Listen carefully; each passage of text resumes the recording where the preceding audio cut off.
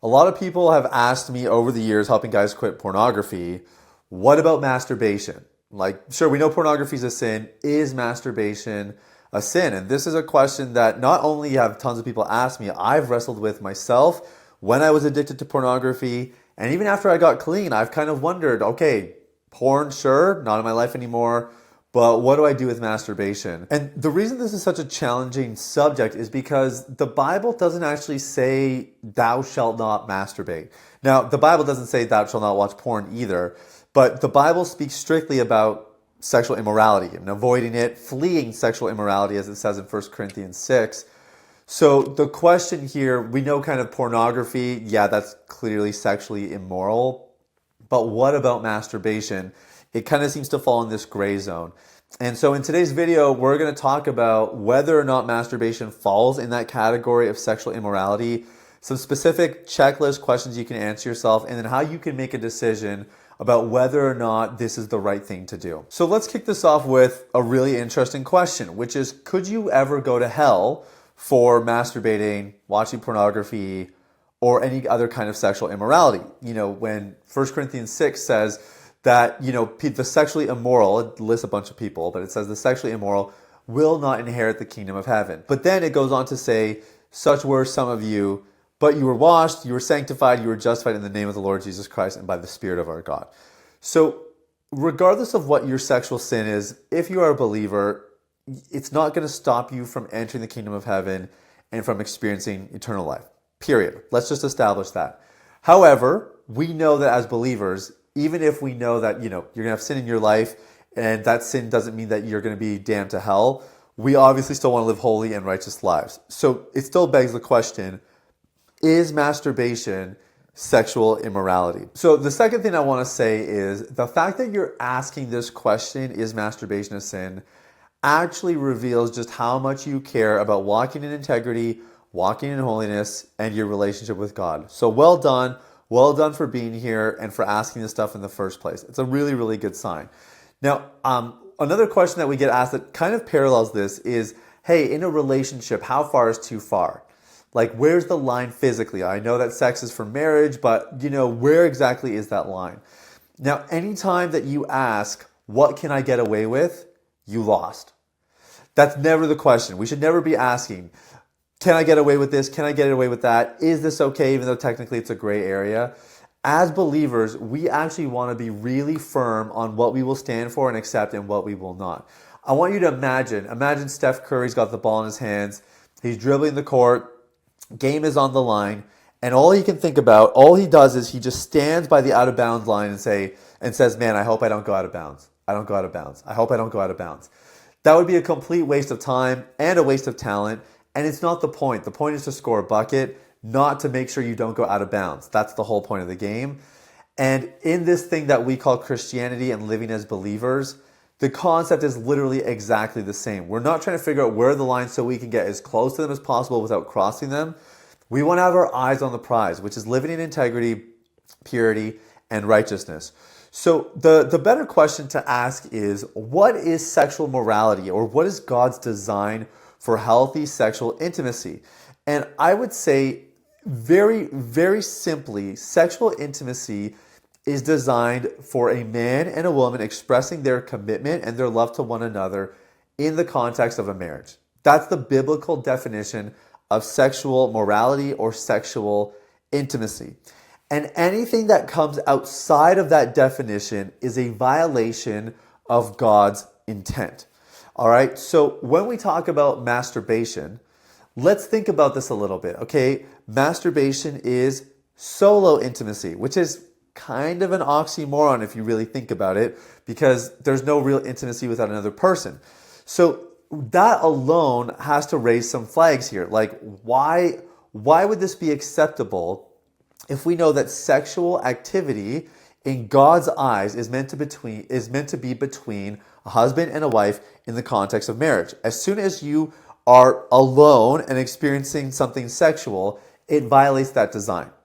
Okay, masturbation is self-serving. So again, we know biblically speaking from 1 Corinthians 7 that the design of healthy sexual relationships is to give of yourself. It's to be selfless. It's to prioritize the other person above yourself. This quality is void in masturbation because it's you and you're alone, and all you could possibly be after is your own gratification and your own satisfaction. So again, it's another quality of masturbation that goes outside of God's design. Now, the third thing is very interesting because usually, now this is not always true, but usually masturbation involves fantasy. And Jesus made it very clear in the Sermon on the Mount in Matthew 5 that even if you were to look at a woman with lustful intent, you have committed adultery in your heart.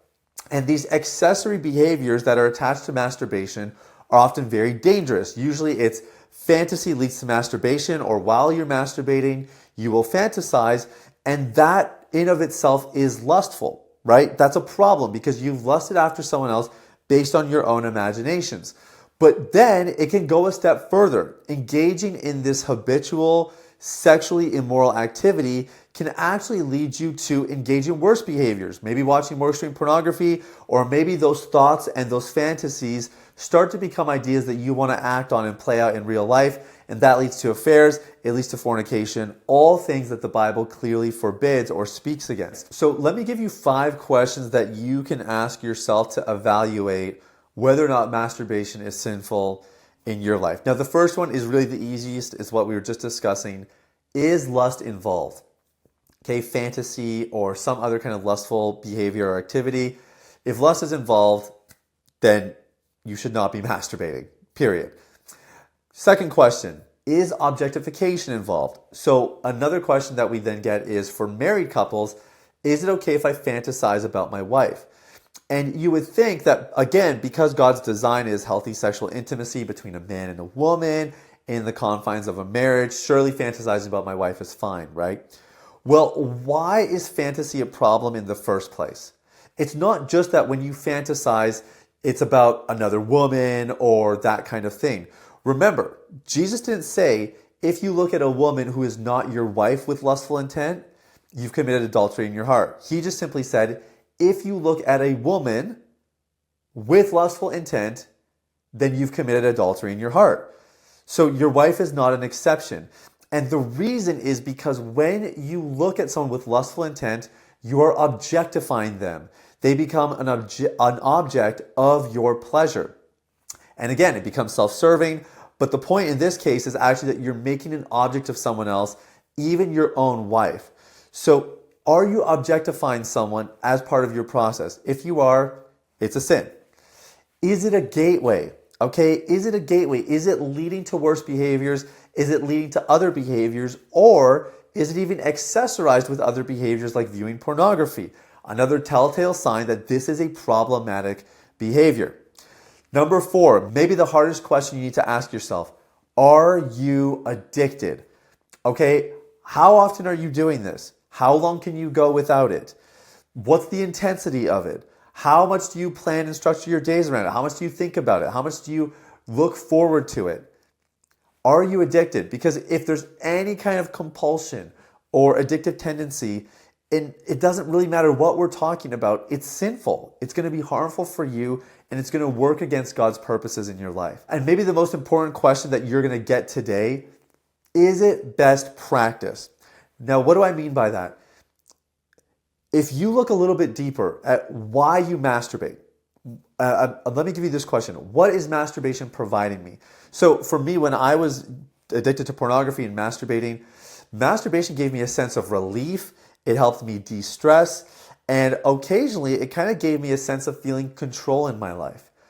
Now, if I wanted to feel in control of my life, if I wanted to de-stress and I wanted to feel relief, is masturbation the best way for me to accomplish that? Or are there superior solutions? And I think the answer every single time is yes, there are superior ways to get those needs met. There's superior ways to solve those problems, whatever it is that they might be in your life. Okay, so these 5 questions are the questions you want to ask to evaluate if masturbation's a sin in your life. Is lust involved? Is objectification involved? Is it a gateway? Are you addicted? Is it the best solution? And if you answer yes to any of them, I can tell you for certain, your life will be better without masturbation.